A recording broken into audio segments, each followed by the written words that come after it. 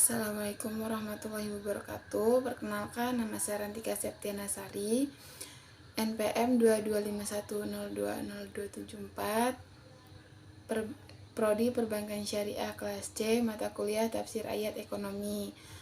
Saya akan membahas tentang pengertian zakat. Zakat dalam segi istilah adalah kegiatan mengeluarkan harta tertentu dari seseorang yang beragama Islam dan diberikan kepada golongan yang berhak menerimanya.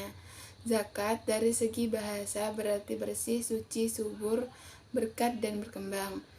Zakat juga dibagi menjadi dua, yaitu zakat fitrah adalah zakat diri yang diwajibkan atas diri setiap individu laki-laki maupun perempuan muslim yang berkemampuan sesuai syarat-syarat yang ditetapkan. Yang kedua, zakat mal, zakat yang dikenakan atas segala jenis harta yang secara zat maupun substansi perolehannya tidak bertentangan dengan ketentuan agama. Ada beberapa jenis zakat mal yang harus dikeluarkan, diantaranya adalah 1. Perhiasan, 2. Uang dan surat berharga, 3. Hasil perniagaan, 4. Hasil pertanian, perkebunan, dan kehutanan, 5. Peternakan dan perikanan, 6. Hasil pertambangan, 7. Hasil perindustrian, 8. Hasil temuan atau rikaz. Perhitungan zakat mal adalah 2,5% dikali jumlah harta yang tersimpan selama 1 tahun. Berbeda dengan zakat pertanian yang dikeluarkan setiap kali panen dan mencapai nisab 653 kilo beras. Zakat mal baik perdagangan, peternakan, emas, perak, surat berharga, dan tabungan dikeluarkan sekali setiap tahun. Baiklah, saya juga akan membahas tentang perbedaan zakat, infak, sedekah, dan wakaf. Zakat merupakan rukun Islam yang ketiga, serta wajib dikeluarkan untuk harta tertentu yang sudah mencapai haul dan nisabnya, dan diberikan hanya kepada golongan tertentu, yakni 8 asnaf: fakir, miskin, amil, mu'alaf, riqat, ghorimin, fisabilillah, dan ibnu sabil.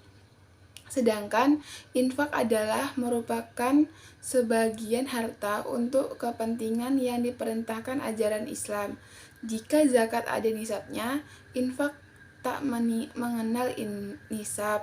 Sementara kata sedekah adalah sebagian bentuk pembelanjaan infak di jalan Allah. Berbeda dengan zakat, sedekah tidak dibatasi atau tidak terikat dan tidak memiliki batasan-batasan tertentu. Sedekah selain bisa dalam bentuk harta, dapat juga berupa sumbangan tenaga atau pemikiran, dan bahkan sekedar senyum. Wakaf sendiri merupakan pemberian aset yang berupa tanah, gedung, rumah, kendaraan, masjid, dan aset lainnya yang bersifat produktif. Aset tersebut nantinya akan dikelola oleh lembaga atau badan wakaf agar bisa dikelola dengan baik dan sesuai dengan syariat Islam. Wakaf ini merupakan salah satu amal jariah bagi yang melakukannya. Di sini saya juga akan membahas tentang gadai dan ayat yang mengandung tentang gadai. Gadai adalah suatu hak yang diperoleh atas suatu benda bergerak yang digunakan sebagai jaminan atas pinjaman yang diberikan oleh penerima gadai. Yang dimaksud dengan benda bergerak dalam gadai ialah benda yang dapat dipindahkan, bukan benda tetap seperti tanah atau bangunan. Dan Quran Surat Al-Baqarah ayat 283 juga mengandung tentang gadai yang berbunyi, Bismillahirrahmanirrahim.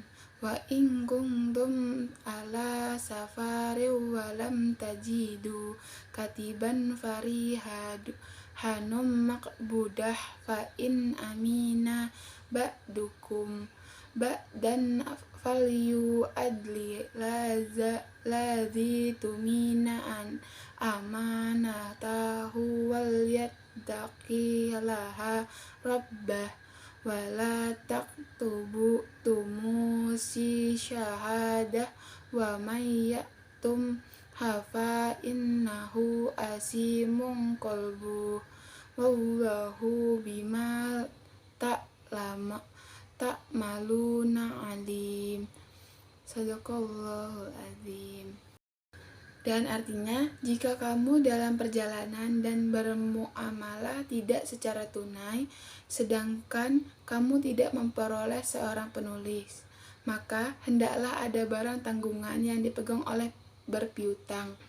Akan tetapi, jika sebagian kamu mempercayai sebagian yang lain, maka hendaklah yang dipercayai itu menunaikan amanatnya atau hutangnya.